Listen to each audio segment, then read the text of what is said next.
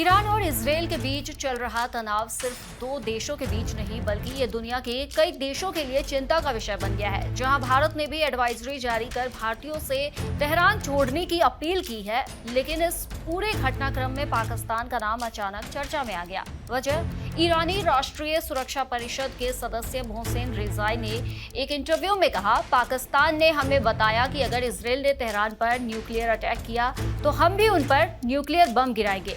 तो एक सवाल यहाँ उठता है कि क्या पाकिस्तान ईरान का साथ देने के लिए इजरायल से सीधी टक्कर ले सकता है?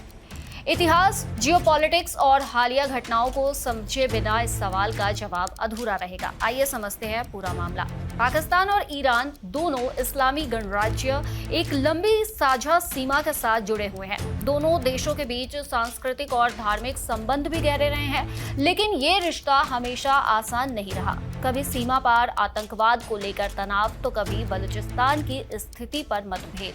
पाकिस्तान और ईरान के रिश्तों में उतार चढ़ाव आते रहे हैं। इसके बावजूद पिछले कुछ सालों में दोनों देशों ने अपने संबंध सुधारने की कोशिश की है। पाकिस्तान ईरान के खिलाफ किसी भी आक्रामक सैन्य गठबंधन का हिस्सा नहीं बनना चाहता, चाहे वो अमेरिका समर्थित हो या अरब देशों की ओर से स्पॉन्सर्ड। ईरान को लेकर पाकिस्तान का रवैया सावधानीपूर्ण और संतुलन का रहा है, न पूरा समर्थन न खुला विरोध।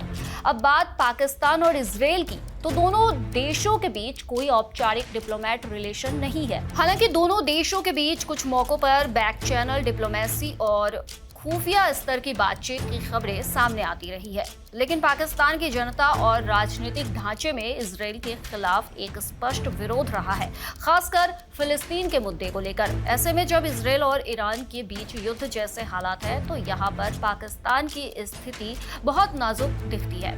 ईरानी नेता मोहसेन रिजाई का बयान, जिसमें दावा किया गया कि अगर इजरायल ने ईरान पर परमाणु हमला किया तो पाकिस्तान भी बदले में कार्रवाई करेगा। ये बयान पाकिस्तान के लिए बड़ा झटका था। पाकिस्तान ने इस दावे को झूठा और भ्रामक बताया और कहा कि वो किसी भी तरह के परमाणु संघर्ष का हिस्सा नहीं बनेगा।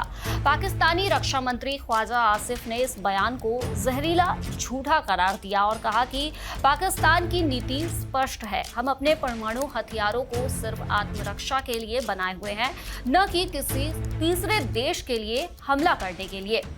पाकिस्तानी विदेश मंत्रालय ने भी साफ किया कि पाकिस्तान ईरान और इजरायल के बीच की इस जंग में सैन्य रूप से शामिल नहीं होगा। हाँ, पाकिस्तान ने कूटनीतिक स्तर पर युद्ध विराम की अपील जरूर की है, लेकिन सीधे युद्ध में कूदने का इरादा नहीं जताया है। ये भी समझना जरूरी है कि पाकिस्तान इस वक्त गंभीर आर्थिक संकट से गुजर रहा है।